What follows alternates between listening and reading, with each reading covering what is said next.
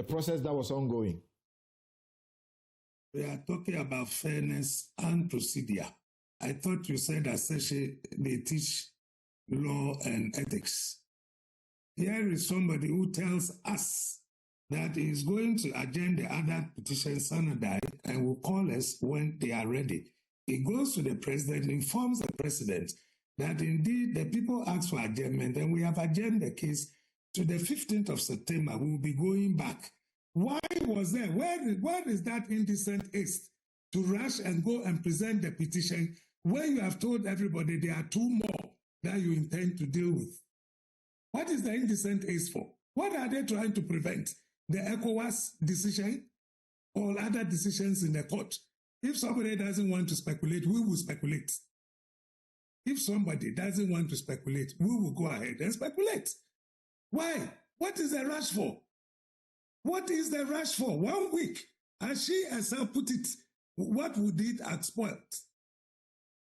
If you give us 1 more week to wind up. And again, they didn't even say we are not going to grant you.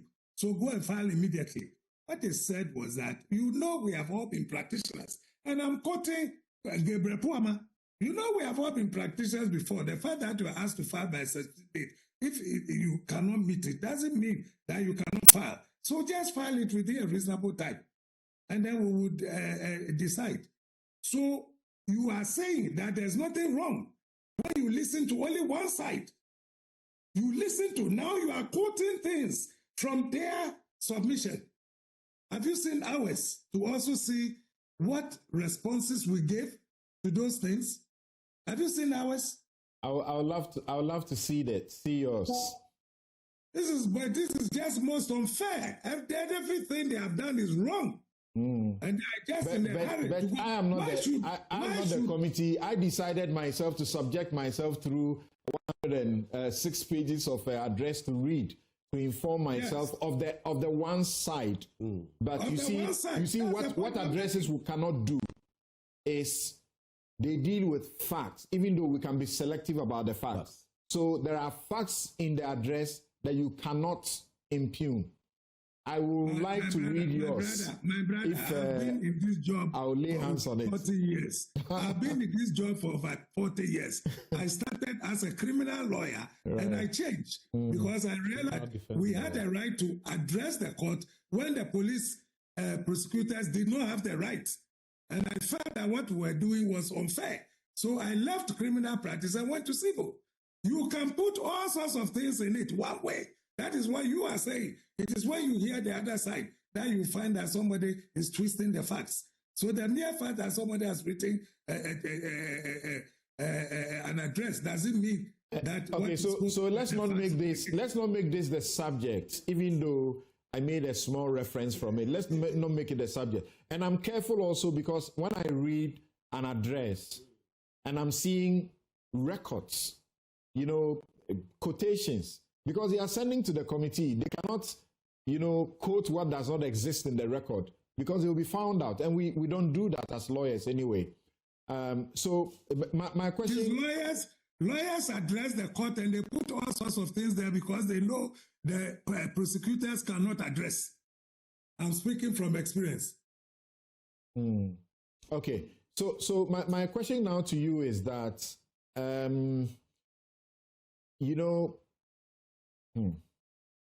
what happens now? But first of all, you say that you agree with Sophia Kufu that, for example, the financial impropriety leg, it was not such a weighty matter that should lead to the removal of a Chief Justice, right?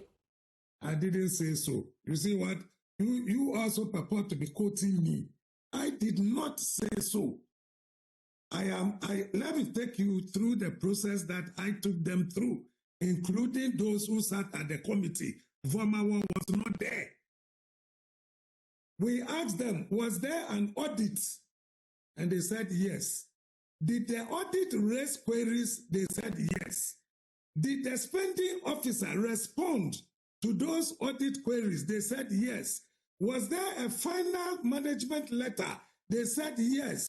Did the final management letter refer to any such thing? They said no. I have a copy of the final. If you say you have the proceedings, look at it. Audit service management letter on the accounts of the judiciary for JS Judicial Service for the period 1st January 2023 to 31st December 2023, dated 30th July 2024. If you claim you have the full record, read it for yourself and tell me where in this management letter they said they have found anything wrong. The auditors who did the work.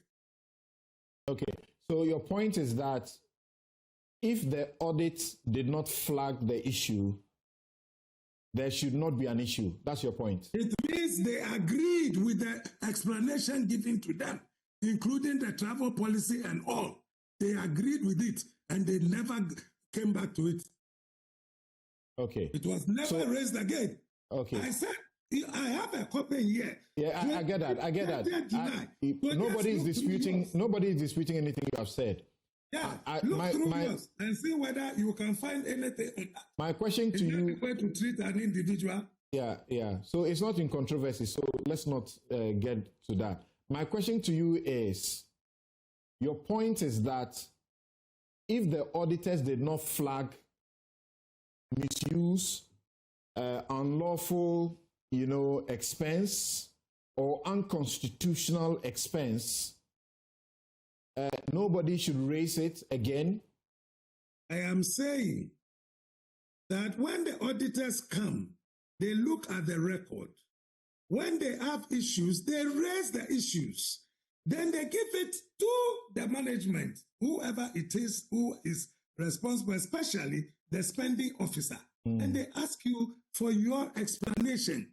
Perhaps the thing is there. They didn't see it. So then you explain to them. And once you explain to them, that ends the matter.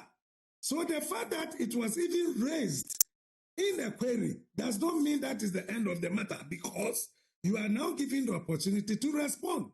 Something you have experienced, don't you? So having responded, and they left it in the final management letter, pointing out the areas they find the judicial service didn't do well, and this one did not come out. How do you turn around? And this committee, this report was before you. I specifically asked Domelevo, who was sitting there, whether this is not a procedure. He agreed. I think he even said there's a difference between audit observation and audit query. But these days they talk about audit or observation or something. All right. This is what happened, and the report is there. So where is this thing coming from? Right. So let's put the committee in perspective. From the letter to the Chief Justice, which said, in the opinion of the committee, quote, in the opinion of the committee, the travel expenses which the Chief Justice heaped on the judicial service when she traveled on holidays in September 2023, first to Tanzania with her husband and second to the United States of America with her daughter, together with the payment of per diem to the spouse and daughter of the Chief Justice, constitute unlawful expenditure of public funds. It cannot be justified in law or policy. Those acts constitute avoidable and reckless dissipation of public funds and, in the view of the committee, to have been occasioned by the overall head of the judiciary and the judicial service, whose duty it is to guard public resources allocated by the government, is caught within the spectrum of stated misbehavior. So they are saying that there's no policy allowing this. The Constitution also does not allow it. So it's both unlawful, it is also unconstitutional. You are saying once the auditor didn't make any such claims, a committee like this cannot be heard to say what they said? Please don't trivialize it. One of the members of the Judicial Council happened to be Gabriel Scott Puama. He had always been there with them, taking all the decisions, including travel policy. I explained the last time I was here that because of the judicial independence, they also granted them financial independence and asked them to work according to what they think is best to secure their independence. That means anything which is pertaining to them and not necessarily the executive. Not necessarily the executive. So the travel policy was something that came out from the Judicial Council where Puama has been serving. And he knows that there was this travel policy which allows the Chief Justice to travel with a person of her own choice, and that whatever,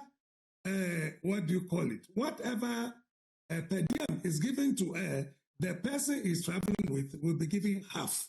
These are not stories. They are all there. The Chief Justice's appointment letter stated clearly that she will be entitled to 2 vacations in a year. And she can choose wherever she wants to go.